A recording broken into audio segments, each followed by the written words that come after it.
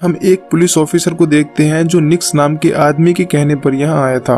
Officer को यहाँ खून से सने पांव के निशान दिखते हैं। ऑफिसर तो घबराया हुआ था, पर निक्स के चेहरे पर बिल्कुल भी डर नहीं था, मानो वो जानता है कि यहाँ पर चल क्या रहा है। तभी ऑफिसर को कोई मार देता है, जिसके बाद बाहर आती है लिली।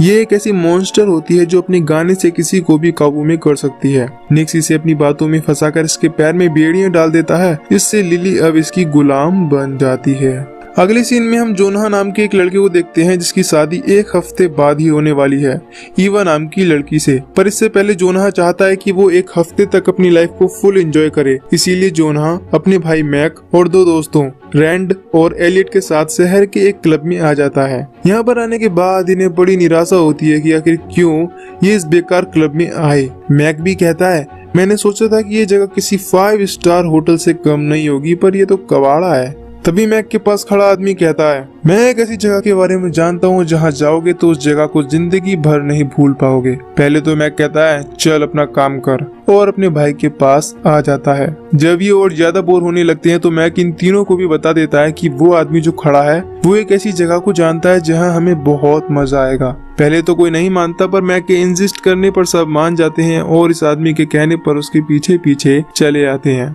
सफर के दौरान ये चारों आपस में मजाक करने लगते हैं कि ये आदमी हमें मारने के लिए तो नहीं ले जा रहा, वगैरह वगैरह।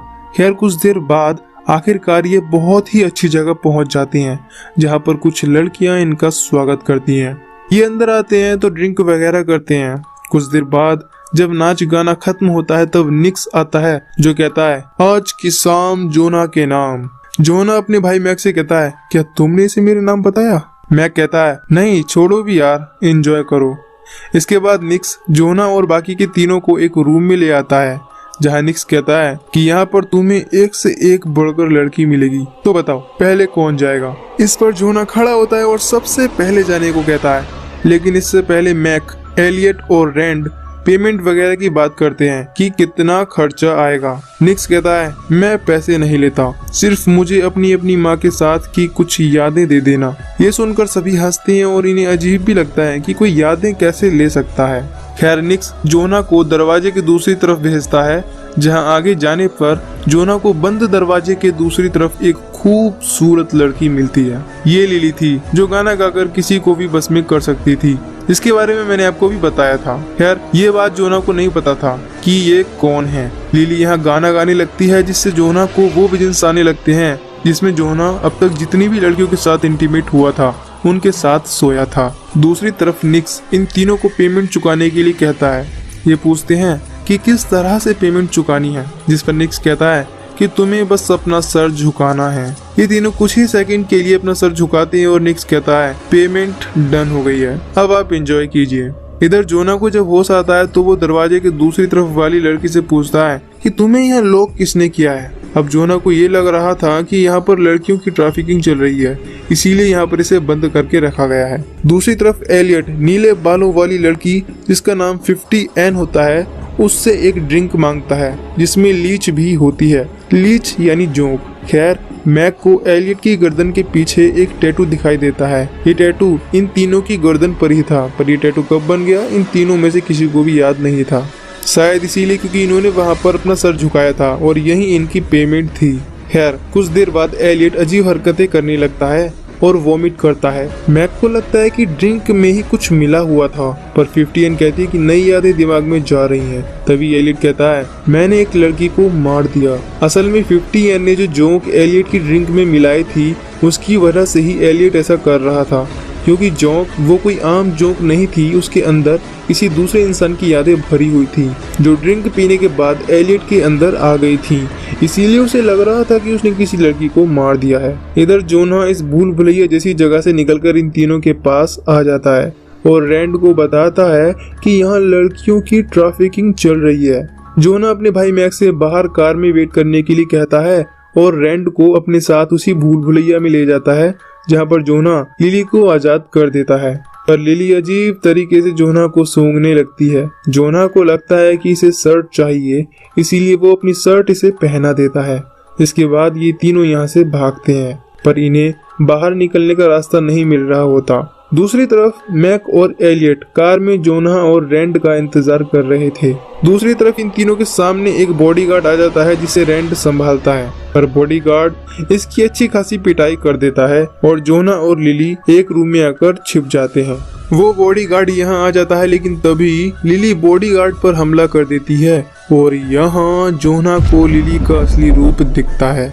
जोनाह धीरे धीरे यहाँ से निकलता है और भाग जाता है। रैंड भी उठ खड़ा होता है और यहाँ से निकलता है। जोनाह आकर कार में बैठ जाता है, जिस पर मैक रैंड के बारे में पूछता है। जोनाह बताता है कि यहाँ कुछ बहुत बुरा हो रहा है, जल्दी चलो। तभी रैंड भी आकर कार में बैठ जाता है और चारों दोस्त यहाँ से निकल जाते हैं। सफर के दौरान कार पर जोनाह की वही टी शर्ट गिरती है जो उसने लिली को दी थी, जिससे जोनाह पहचान जाता है कि वो मॉन्स्टर लड़की इनका पीछा कर रही है। एलियट, जो कि ड्रिंक पीने के बाद से ही अजीब हरकतें कर रहा था, सबसे पहले वो लिली का विक्टिम बनता है, जिससे इनकी कार पेड़ से टकरा जाती है और लिली एलियट को मार डालती है। इसके बाद रैंड अपनी तरफ आती हुई कार से हेल्प लेने की कोशिश करता है, पर कार रैंड को हिट कर देती है क्योंकि ये कार निक्स की थी। जोनाह रैंड को बचाने की कोशिश करता है, पर मैक उसे समझाता है। इसके बाद ये दोनों यहाँ से भाग जाते हैं और निक्स अपने बॉडीगार्ड के साथ रैंड को पकड़कर वापस अपने अड्डे पर ले जाता है। इधर लिली अभी भी जोनाह और मैक के पीछे पड़ी थी। जोनाह समझ जाता है कि लिली उसे स्मेल करके इनका पीछा कर रही है, इसीलिए ये दोनों अपने शरीर पर मिट्टी लपेटकर झाड़ियों में छिप जाते हैं, जिससे लिली इन्हें नहीं देख पाती। लिली के जाने के बाद जोनाह और मैक यहाँ से निकल जाते हैं। दूसरी तरफ निक्स रैंड को टॉर्चर करता है और उससे पूछता है कि तुमने लिली को क्यों आजाद किया। इस पर रैंड कहता है कि हमें नहीं पता था कि वो मॉन्स्टर है, हमें लगा कि तुमने उसे ट्रैफिकिंग के लिए कैद किया हुआ है, इसीलिए हमने उसे आजाद किया था। इसके बाद दूसरा बॉडीगार्ड निक्स के कहने पर रैंड को बहुत टॉर्चर करता है। इधर जोनाह और मैक एक जगह आ जाते हैं जहां पर इन्हें दो पुलिस ऑफिसर दिखते हैं। जोनाह और मैक इन्हें अपनी सारी कहानी सुना देते हैं, पर ये पुलिस वाले भी निक्स के साथ मिले हुए थे क्योंकि इनकी गर्दन पर भी वैसा ही सेम टैटू था। खैर, ये पुलिस वाले निक्स को इनके बारे में बता देते हैं, जिसके बाद निक्स 50N से रैंड की दर्दनाक याद यानी मेमोरी को निकालने के लिए कहता है। यहाँ पर हम 50N का भी असली रूप देख पाते हैं। शायद ये भी किसी तरह की मॉन्स्टर ही थी। ये अपने सर से एक जोंक को निकालकर रैंड की गर्दन पर डालती है और वो जोंक रैंड की टॉर्चर वाली मेमोरी चुराकर बाहर आ जाती है। इधर ये पुलिस वाले जोनाह को निक्स के पास ले जाने लगते हैं कि तभी लिली आ जाती है और गाना गाती है। जोनाह अपने कान बंद कर लेता है, जिसके बाद लिली इन दोनों पुलिस वालों को बड़ी बेरहमी से मार डालती है। फिर लिली जोनाह से कहती है आई लाइक यू, यानी मैं तुम्हें पसंद करती हूँ।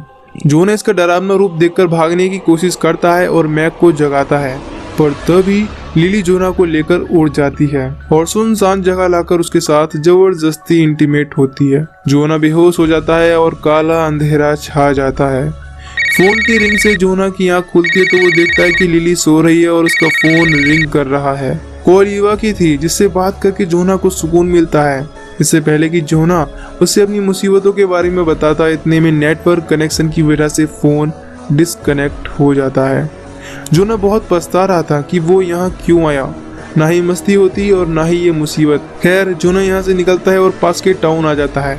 यहाँ पर उसे 50N मिलती है, जो जोनाह से वो ड्रिंक पीने के लिए कहती है जिसमें रैंड की टॉर्चर मेमोरी वाली जोंक थी। जोनाह वो ड्रिंक पी लेता है, जिससे जोनाह को वही दर्द महसूस होता है जो रैंड ने टॉर्चर पर महसूस किया था। तभी रैंड की मेमोरी में निक्स जोनाह को अपने अड्डे पर बुलाता है और जोनाह 50N के साथ बाहर चला जाता है। यहाँ पर निक्स जोनाह को वही बेड़ियां देता है और कहता है कि मैं तुम्हारे दोस्त को नहीं मारूंगा अगर तुम उससे ये पहना दोगे। जोनाह पूछता है कि आखिर ये सब हो क्या रहा है। इस पर निक्स बताता है कि लिली एक प्राचीन क्रीचर है जो अपने गाने से किसी को भी काबू कर सकती है और उसे मार सकती है, पर तुम्हें उसने चुना है, वो तुम्हें पसंद करती है, इसीलिए तुम उसे ये बेड़ी पहनाओगे और अपने दोस्त को बचाओगे। तभी लिली इन्हें दिखती है जो निक्स के सभी आदमियों को मार डालती है। निक्स जोनाह की गर्दन पर चाकू रखकर लिली को रिचुअल वाली जगह पर खड़ा होने के लिए कहता है।